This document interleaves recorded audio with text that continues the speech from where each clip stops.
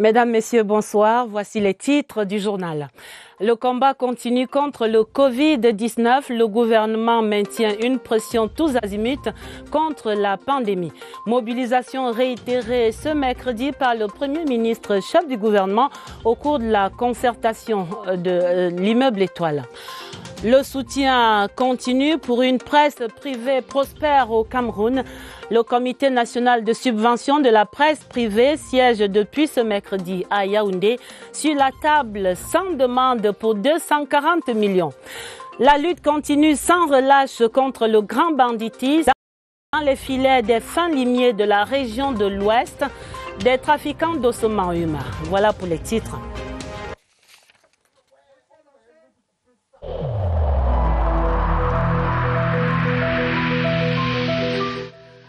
Le port du masque dans l'espace public restera obligatoire jusqu'à nouvel ordre.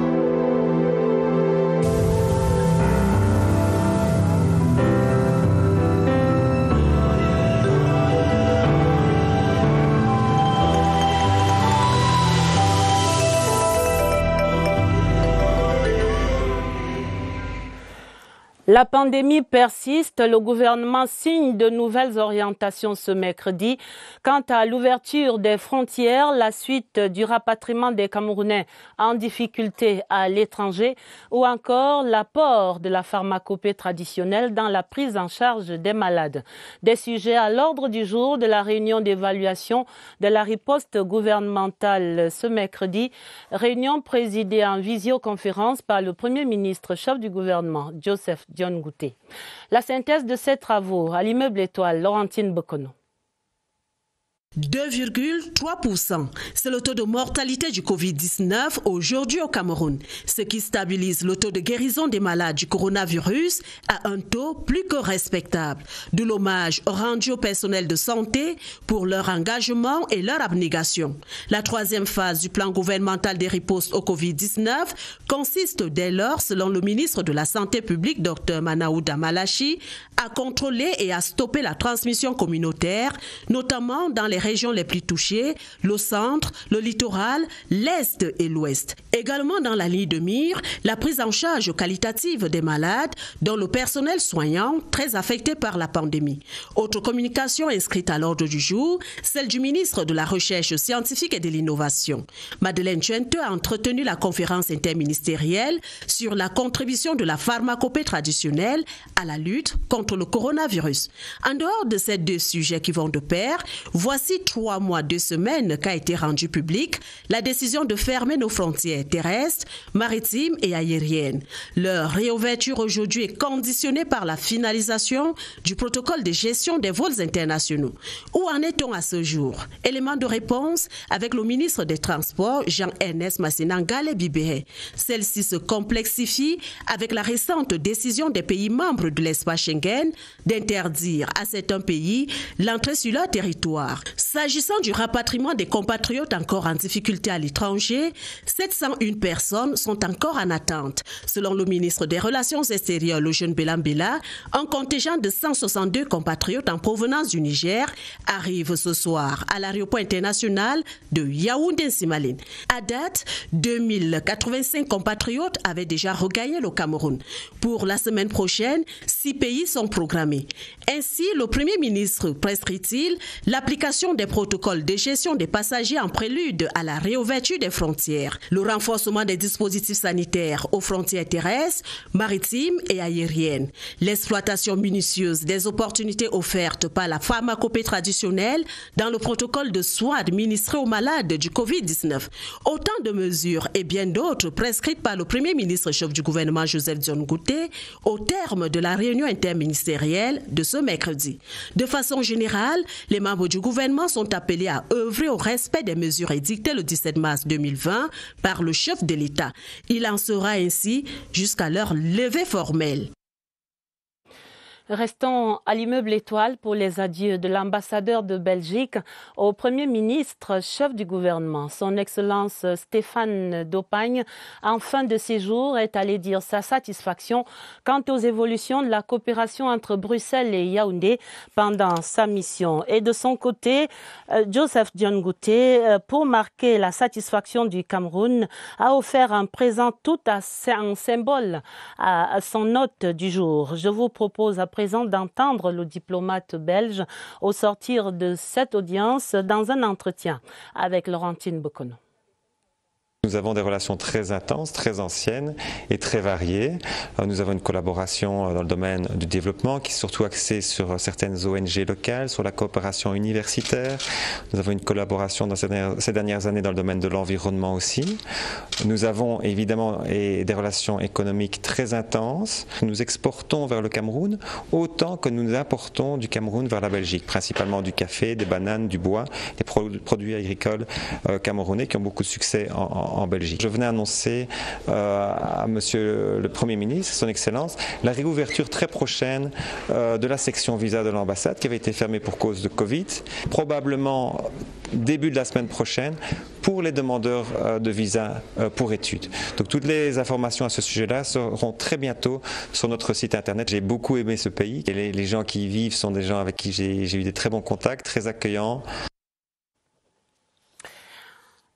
La session parlementaire du mois de juin, comme elle va, la journée de ce mercredi était très studieuse à l'Assemblée nationale. Les députés ont eu droit à 3 séminaires de renforcement des capacités, des sessions de formation consacrées à l'investissement local en contexte de pandémie. Également, le leadership des femmes parlementaires pour l'égalité des générations. Et puis, sur le dernier sujet, la bureautique pour ces parlementaires. L'intérêt de ces formations, c'est une synthèse de Clarisse Tang. Les sujets abordés par les divers réseaux des parlementaires ce jour sont tous d'actualité. La Covid-19 constitue une véritable menace de l'humanité si l'on s'en tient aux statistiques sur le nombre de morts enregistrés. De quoi paniquer, mais il n'y a pas de quoi. Le Parlement salue à sa juste valeur la stratégie de riposte instruite par le président de la République, son Excellence M. Paul Biya, est mise en œuvre par le gouvernement. Nous ne saurons évoquer cette démarche sans dire combien nous apprécions les décisions courageuses prises en vue de freiner la propagation et d'enrayer cette pandémie. Et le Cameroun, en dépit du taux de contamination élevé, est rassuré par un ratio de guérison suffisamment important, renchérira l'honorable Hilarion Eton. 3/4 de personnes guérissent grâce aux solutions alternatives. Les résultats obtenus par les chercheurs locaux devraient être de plus en plus pris en compte. L'essentiel réside dans l'identification rigoureuse, l'accompagnement et la reconnaissance officielle des porteurs de solutions locales. Relativement à la bureautique, depuis 2013, les parlementaires sont formés à l'usage de l'outil informatique grâce au Répatic. La nécessité de former nos parlementaires à l'usage de cet outil-là, parce que parmi nous, il y a beaucoup qui ne savent pas comment utiliser l'outil informatique. Le budget aujourd'hui est en ligne. Et là, nous allons communiquer constamment avec nos militants. Pendant les sessions prochaines, nous allons commencer aussi à faire la formation des parlementaires en anglais. Le réseau des parlementaires pour la promotion des investissements, des contrats de partenariat, quant à lui, réfléchissait sur l'examen des problèmes auxquels font face les femmes et les jeunes filles. Bédine Plateforme CEMAC nous propose d'identifier avec elle au sortir de cette séminaire que nous puissions arrêter un plan d'action commun pour qu'elles puissent chacune dans sa circonscription électorale les accompagner à partir des besoins réels des femmes dans nos différentes localités. Si les femmes parlementaires peuvent porter nos doléances vers les gouvernants afin qu'on puisse trouver, alléger ou bien trouver une solution sur les problèmes d'injustice qui minent notre société et plus spécialement envers les femmes et les filles. Le but avoué est d'aboutir à l'égalité des générations au Cameroun. Tout est bien qui finit bien. La délégation équato-guinéenne à la concertation de haut niveau de Yaoundé a quitté la capitale ce mercredi avec un sentiment de mission accomplie. Au moment des au revoir, le ministre de la Défense Joseph Betty Assomo et son homologue équato-guinéen Leandro Bakale-Kogo ont tous exprimé leur satisfaction mutuelle au pied de la passerelle à Nsimalène. Au terme de cette rencontre qui va donc marquer un nouveau départ, on l'espère, dans la coopération entre Malabo et Yaoundé. Retrouvons sur le tarmac de Nsimalène notre reporter Pierre Evembe.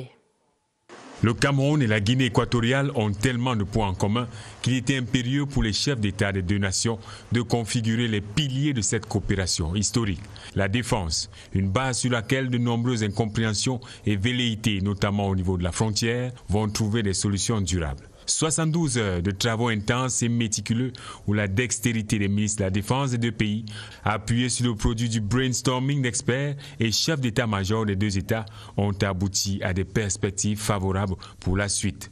Il était question de dissiper le semblant de nuages qu'il y avait dans le ciel de nos relations au niveau de notre frontière. Je puis vous dire que ces nuages sont entièrement dissipés.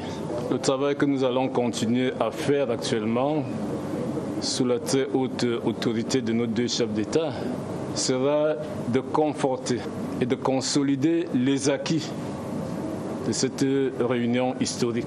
La diplomatie et le dialogue, privilégiés par le président de la République Paul Biya et relayés par son homologue Teodoro Obiang Nguema Soko, ont une fois de plus payé. Nous repartons très heureux en Guinée équatoriale avec beaucoup d'espoir. Il était nécessaire qu'on vienne à cette rencontre du Cameroun négocier ces accords de coopération. Et je transmettrai à mon gouvernement les recommandations faites au cours de cette rencontre. Une rencontre de haut niveau qui va profiter aux deux peuples. Dans le cadre des relations traditionnelles historiques, la libre circulation est vraiment au rendez-vous. Jusqu'au bout, le Cameroun a exprimé son hospitalité et sa réputation de pays de paix pour un ciel sans nuages avec la Guinée équatoriale, son voisin, son frère, son ami. Dans l'autre actualité, c'était une session très attendue que celle du Comité national de subvention de la presse privée qui s'est ouverte ce mercredi à Yaoundé sous la présidence du ministre René Emmanuel Sadi. Sur la table des travaux, 100 dossiers de demande d'appui au gouvernement pour un montant disponible de 240 millions de francs CFA. Nous faisons le point des travaux de ce mercredi avec Barbara Padjama. Il ne s'agit pas de gombo ou de per diem, mais bel et bien de l'appui institutionnel de l'État à la presse privée, le nouveau titre de l'aide publique. À la une du jour, l'examen de 92 profils de la presse écrite et de 8 autres de la presse en ligne. C'est l'État au petit complet qui est chargé de décrypter à la loupe, rédaction par rédaction. Objectif, transparence et traçabilité. Une réforme en profondeur, porteuse de nombreuses innovations. Le recentrage de l'aide sur les entreprises éditant des journaux écrits et les entreprises de presse en ligne. La modification fondamentale des critères d'attribution. La mise en place des mécanismes plus rigoureux de contrôle de l'utilisation. Après 2 ans d'hibernation, c'est une nouvelle ère qui entraîne une importante réforme dans la machine des entreprises de presse à capitaux privés. Les difficultés financières découlant du contexte ont rendu difficile la mobilisation des ressources financières nécessaires à la mise en œuvre de cette activité, dont l'importance n'est plus à démontrer. Cette période nous aura permis de finaliser le processus de refonte du cadre juridique. 240 millions de francs CFA pour résoudre le contexte de précarité publié dans la communication privée. Le fait est pris à partie. Le comité a siégé et les retombées ne seront pas des coquilles vides, loin de là. Et une petite arithmétique révèle que si les 100 dossiers déposés sur la table de ce comité par des entreprises de presse à capitaux privés qui sont en attente de la subvention de l'État, si ces 100 dossiers étaient donc retenus, chaque média viendra à recevoir la somme de 2 millions 400 000 francs CFA. Et ce ne sera bien sûr pas le cas, mais à l'arrivée, ce calcul résume bien la difficile équation du financement de la presse privée au Cameroun. Comment les patrons de presse parviennent-ils donc à joindre les deux bouts, particulièrement par ces temps de Covid-19 ? Voici l'enquête de Sidoine Monkam. Une dizaine de titres barrent la une des journaux en kiosque ce jour. Une image qui laisse croire que tout va bien dans ce secteur qui a pourtant mal à son financement. La publicité, c'est le carburant de la presse. La publicité, c'est ça qui permet à la presse de vivre. Sans publicité, on ne peut pas avoir une presse. Parce que dans un contexte comme le nôtre où les ventes ne représentent pas grande chose, où les abonnements également ne représentent pas grande chose en ligne comme versus. Donc c'est important, la publicité est l'élément moteur. Sur les raisons de cette situation, les directeurs de publication baissent la voilure. Le contexte actuel complique les choses. Les agences de publicité sont en interposition permanente entre nous et nos annonceurs et ils reprennent entre 25 et 30% de nos revenus. Elles prennent juste l'annonce chez l'annonceur et elles viennent nous la remettre et elles perçoivent 30% quelque part au milieu. Je trouve qu'il y a une injustice là. L'épidémie de coronavirus entraîne des pertes inquantifiables. Cependant, les journaux doivent continuer de paraître. Les journalistes rament pour meubler leurs pages. Je puise ailleurs pour faire fonctionner ce journal parce que bien qu'ayant une imprimerie, on ne parvient pas à payer les employés. Nous avons essayé de conquérir de nouveaux marchés, à savoir sur le net. Personnellement, le quotidien Le Jour a adossé à lui une maison d'édition. On essaie de diversifier. Se maintenir sur le marché, tenir le pari de la performance sont là les grandes ambitions dans ce secteur, riche de plus de 600 quotidiens, hebdomadaires et mensuels. Parlons à présent de cette autre conséquence de la pandémie à coronavirus sur l'économie nationale. C'est le grave retard constaté à présent quant à l'exécution du budget d'investissement public 2020. Les premières évaluations non encore officielles annoncent un taux d'exécution d'environ 17% au terme de ce premier semestre de l'année. Les explications avec Lucrèce Mebenga. 17,18%, c'est le taux d'exécution du budget d'investissement public au 15 juin 2020, contre 42% à la même période l'année dernière. Certes, ce taux d'exécution n'intègre pas la situation des financements extérieurs, mais il n'en demeure pas moins que le BIP 2020 subit le contre-coup de la crise sanitaire liée au Covid-19. Déclaré au Cameroun depuis mars dernier. On le sait, les 5 premiers mois de l'année sont généralement consacrés aux procédures de contractualisation. Or, ces procédures ont pris du retard. Et pour cause, les commissions de passation de marché peinent à se tenir convenablement. Les soumissionnaires ne se bousculent pas, mais l'on relève surtout que du fait du Covid, les membres des commissions de passation de marché rechignent à prendre part à ces concertations qui se tiennent encore au Cameroun en présentiel et parfois pendant des heures. Toute chose qui ralentit le processus de contractualisation. Autre raison et pas des moindres, la crise sanitaire a contraint le gouvernement à un collectif budgétaire. Initialement élevé à 1496 milliards de francs CFA, l'enveloppe allouée au BIP 2020 a diminué de 240 milliards de francs CFA et se situe aujourd'hui à 1256 milliards de francs CFA, ce qui oblige les chefs de département à des ajustements subséquents. Il s'agit par exemple de résoudre l'équation de virement de crédit pour renflouer les lignes, mieux les projets qui ont perdu leur financement du fait du collectif budgétaire. Mais il faut dire que ce retard constaté dans l'exécution du budget d'investissement public intervient dans un contexte général de récession économique et donc de diminution des investissements. Au Cameroun, il s'agira de sauver les projets prioritaires tels que prescrits par la loi de finances rectificative de juin dernier. Et il faut bien l'entendre, la sonnette d'alarme est d'ores et déjà tirée parce que ces graves retards pourraient bien compromettre la réalisation des programmes pour cette année 2020. Et c'est pour accélérer le processus de passation des marchés et d'exécution de la commande publique que le ministère de l'économie a dépêché des missions dans les 10 régions depuis une semaine maintenant. Des missions pour quelle perspective? Question ce soir à Cyril Kingembepe et aux experts du Minepat qu'il a rencontrés ici à Yaoundé.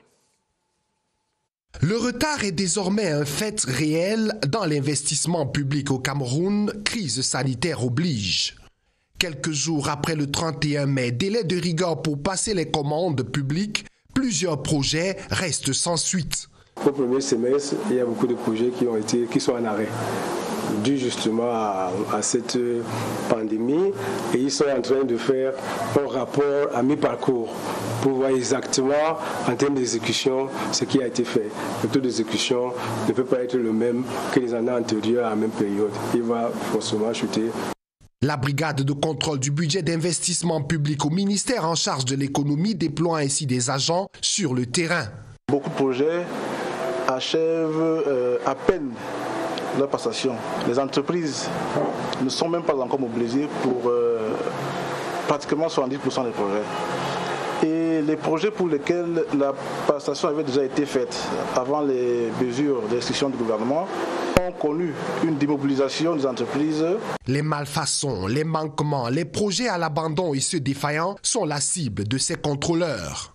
Un immeuble doit être construit, une salle de classe, et quand on va sur le terrain, on se rend compte que par rapport aux clauses contractuelles, les salles de classe sont peut-être là, mais n'ont pas été construites selon les règles de l'art. Nous constatons aussi au-delà de ces malfaçons que certains projets vont au-delà des délais contractuels. Vous avez signé le marché, vous avez dit que vous avez 1, 2, 3 mois pour livrer. 6 mois après, on se rend compte que le prestataire n'a même pas fait la moitié. Les budgets 2018, 2019 et les réalisations en cours en 2020 vont tous mensuellement être passés en revue pour éviter des actions perdues de l'État.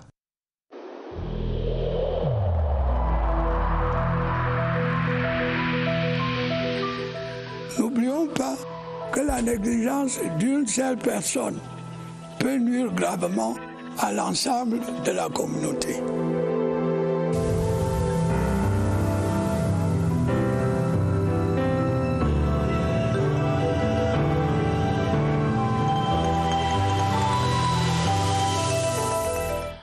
Pour faire le point de cette riposte gouvernementale et nationale contre la pandémie à coronavirus, ce mercredi, nous allons directement retrouver notre correspondant sur place, posté déjà au centre des opérations d'urgence de santé ici à Yaoundé, avec ce soir une préoccupation centrale.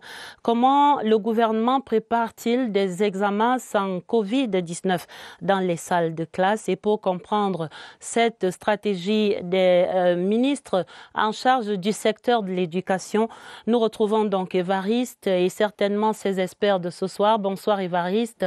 Quelles nouvelles au front, au QG de Messa ce soir?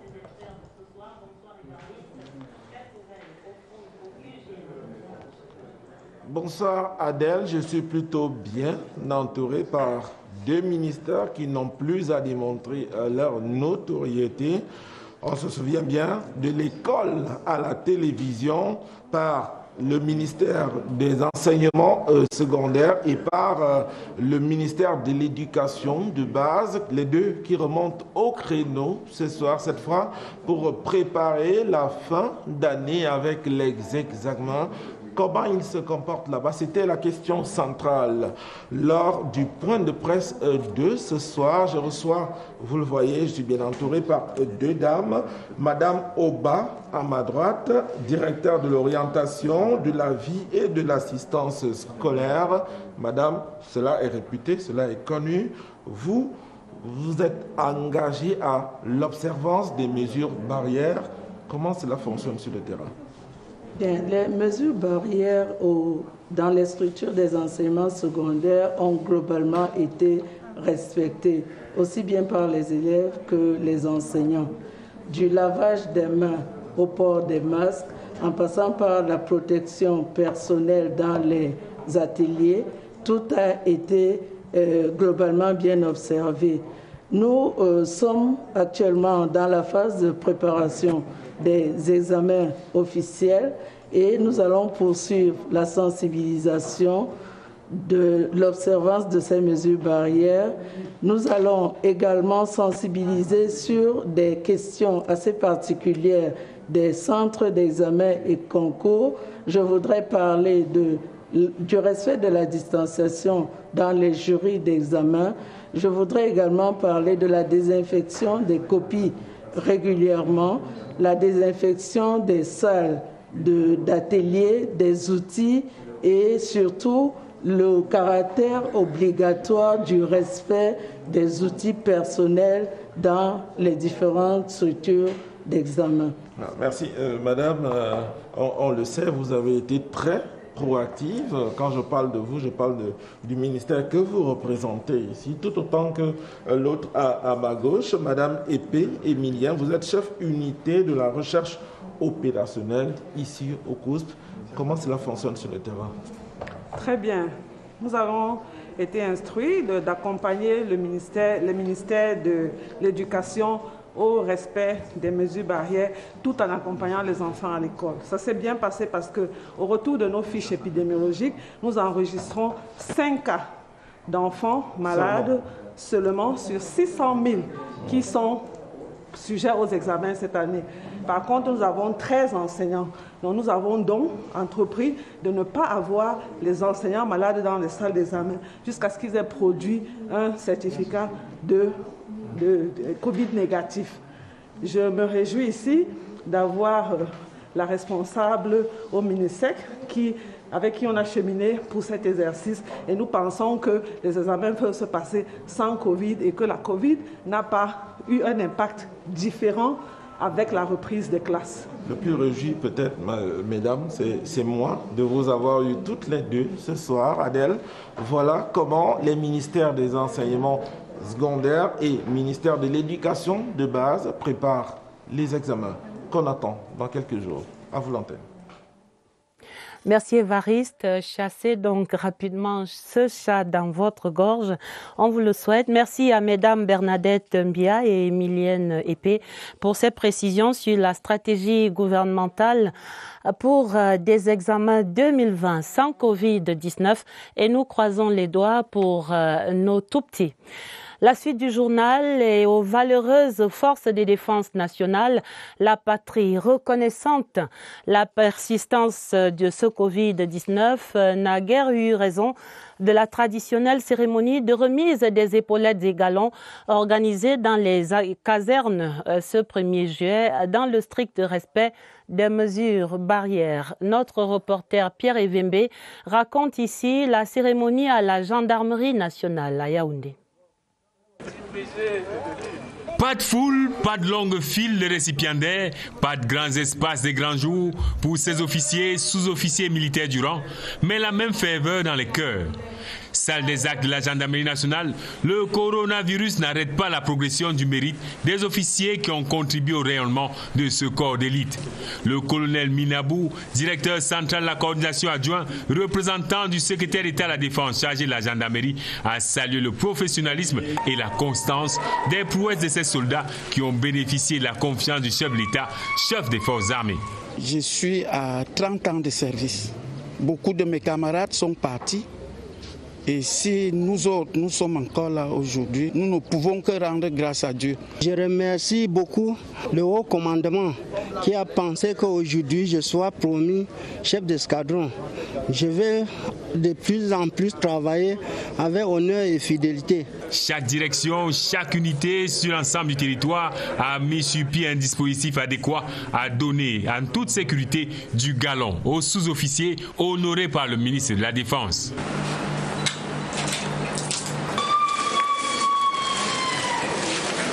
Et ici, à la sous-direction des affaires générales de la gendarmerie nationale, le lieutenant-colonel Kakombe n'a pas manqué de rappeler au champagne que des épaulettes et galons s'arrosent pour porter des fruits bénéfiques pour la nation tout entière.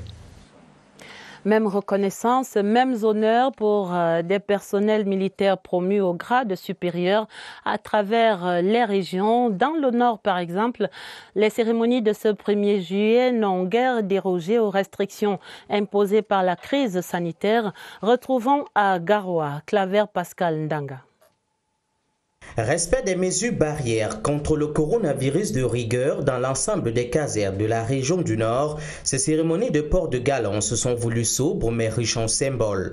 Au poste de commandement de la 3e région militaire interarmée, un colonel et un lieutenant-colonel ont reçu leurs galons et épaulettes des mains du général de brigade Aga Robinson Dong, commandant la RMIA 3. 38 années passées sous le drapeau camerounais. Je crois que c'est une satisfaction totale pour moi. Je suis particulièrement fier de porter cette épaulette. Exercice similaire à la base aérienne 301 de Garoua, où ce sont un capitaine, 3 lieutenants et 2 sous-lieutenants qui ont été honorés pour le loyal service rendu à la nation.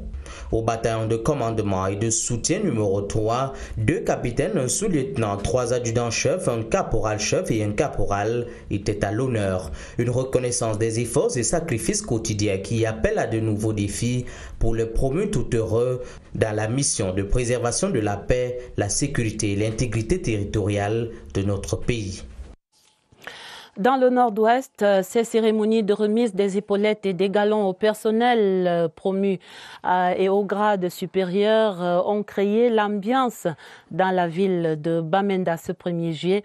Reportage au 6e secteur militaire et au 51e bataillon de commandement de soutien avec notre correspondant sur place, Emmanuel Koloko.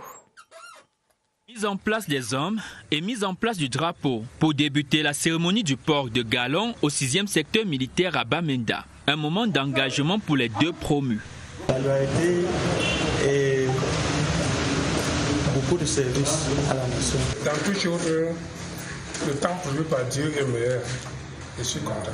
Au 51e bataillon de commandement de soutien, c'est la même joie pour les personnels militaires élevés au grade supérieur. Il serait souhaitable de travailler avec amour, loyauté et disponibilité. Ces événements se déroulent dans un contexte sécuritaire particulier dans le Nord-Ouest. Compte tenu du contexte dans lequel nous nous trouvons, vous ignorez rien de la situation sécuritaire qui prévaut dans notre région. Je demande à ces promus de s'atteler. C'est l'aboutissement d'un processus pour les militaires. Quand vous entrez dans l'armée, vous devez avancer. Si vous n'avancez pas, c'est qu'il y a quelque chose qui ne va pas. Le cérémonial autour de ces ports de galon est empreinte de sobriété dans l'observance des mesures simples de prévention contre la maladie à coronavirus. Des forces de défense et de sécurité qui veillent à travers le territoire national. Dans la région de l'Ouest, 2 trafiquants d'ossements humains viennent ainsi d'être mis aux arrêts par la brigade de gendarmerie de Fumbot. Ils ont été interpellés littéralement en flagrant délit alors qu'ils s'apprêtaient à effectuer une transaction avec leurs complices. Le récit macabre à Fumbot à André Aristide et Combat.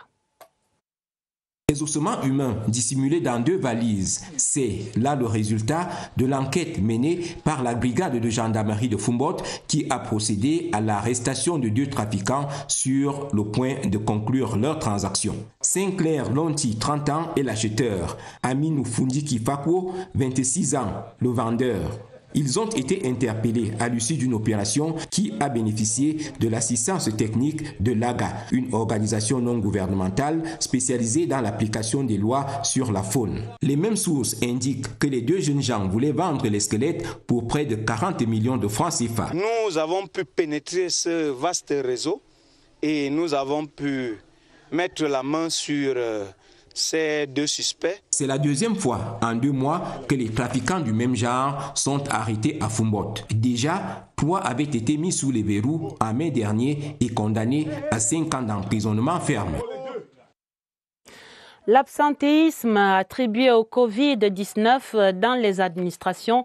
Ce soir, la suite du feuilleton de la semaine propose des solutions aux patrons pour traquer ces absents qui justifient leur non-présence au bureau par la pandémie. Irène Njana-Fouda a enquêté sur les pistes de solutions pour ramener les travailleurs à leur bureau et elle dit que les TIC aujourd'hui lui, propose des solutions numériques remarquables. Regardez plutôt.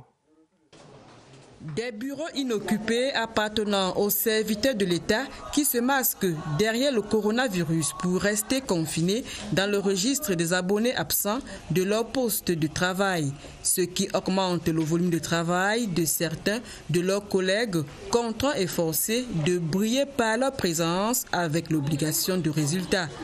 Pourtant, les personnels de l'État doivent tous fournir leurs services au quotidien pendant 8 heures d'affilée pour un total de 40 heures par semaine. Mais l'absentéisme notoire observé ça et là amène les administrations à s'arrimer au TIC pour rectifier le tir.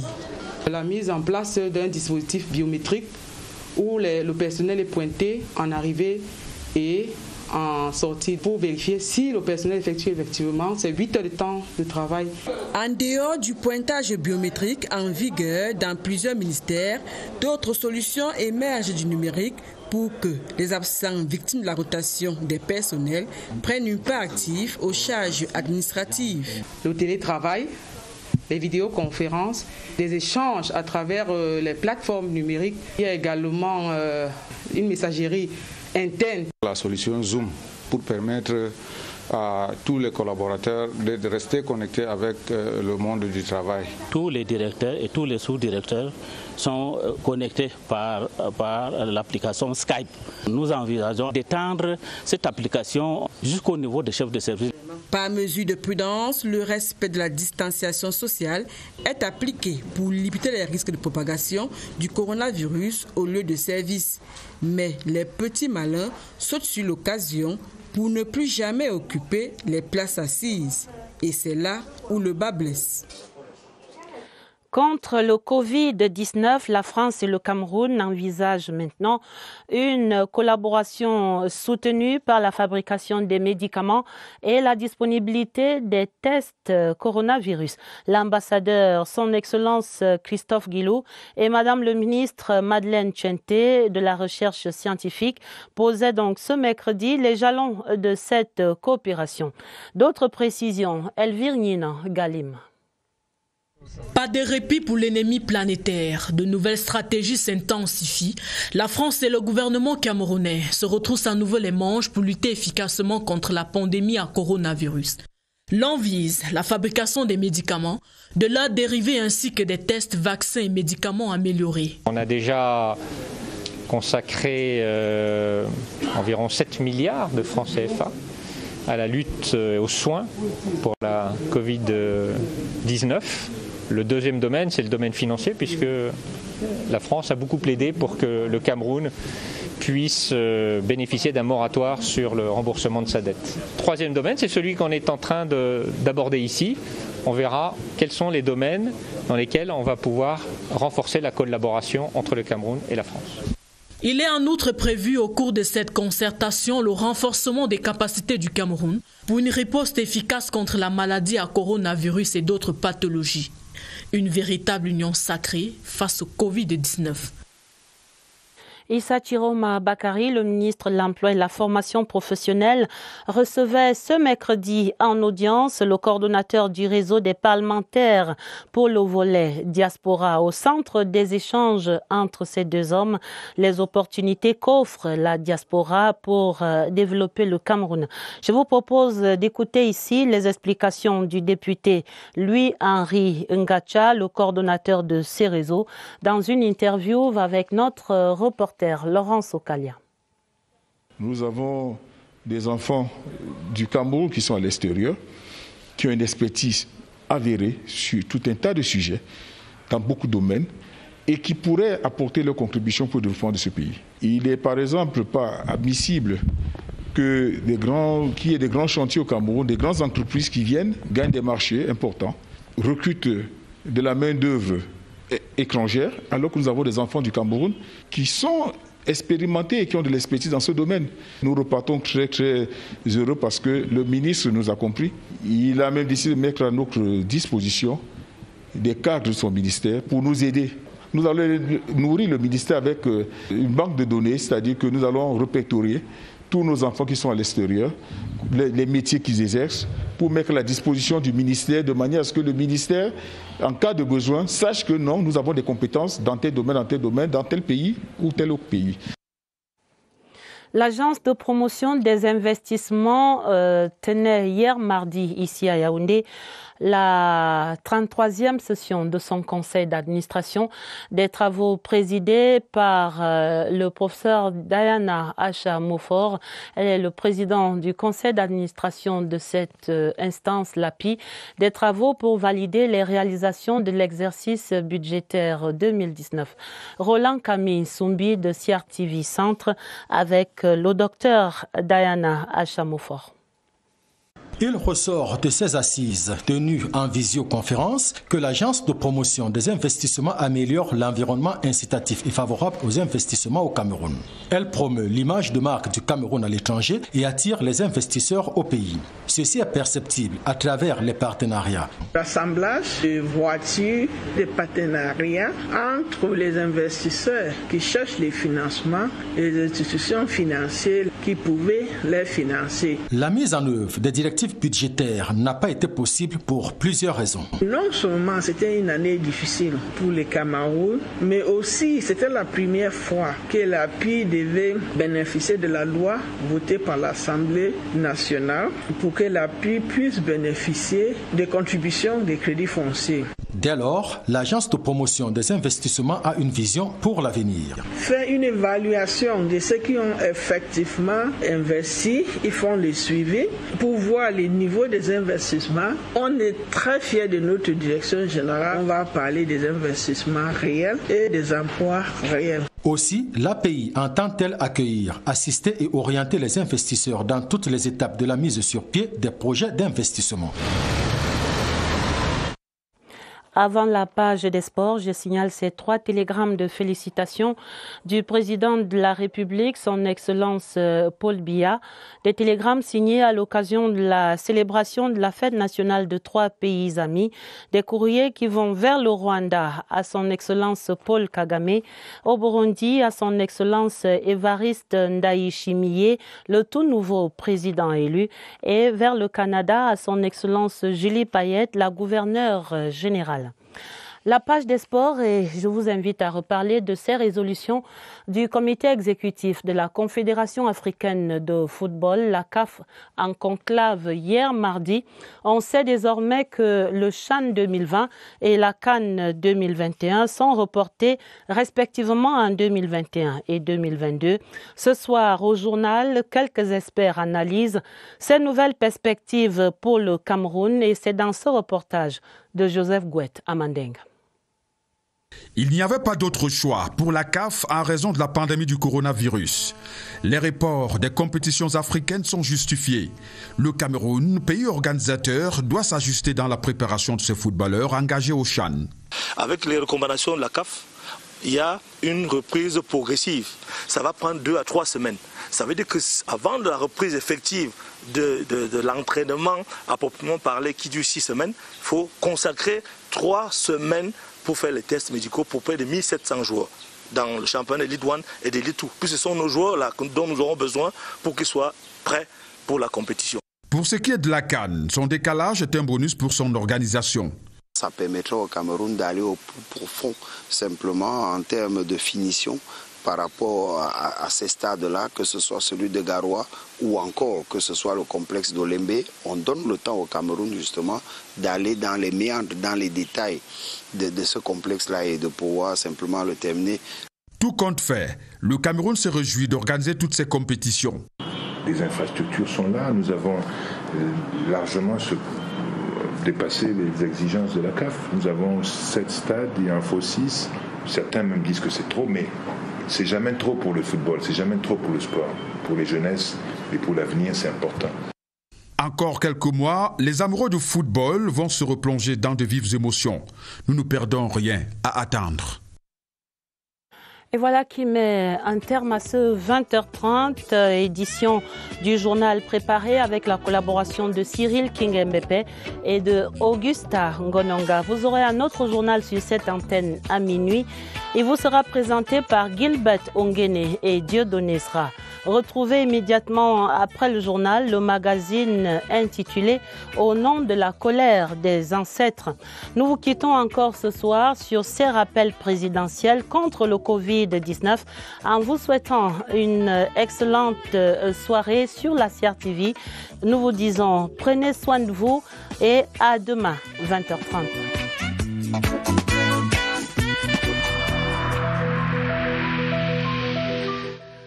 Il est essentiel que les mesures qui ont été indiquées soient absolument respectées par chacun de nous. Lavez-vous régulièrement les mains à l'eau et au savon ou à l'aide d'un gel hydroalcoolique. Restez à au moins 1 mètre de distance des autres personnes, surtout si elles toussent, éternuent ou ont de la fièvre. Si vous avez de la fièvre, de la toux ou des difficultés à respirer, consultez un médecin.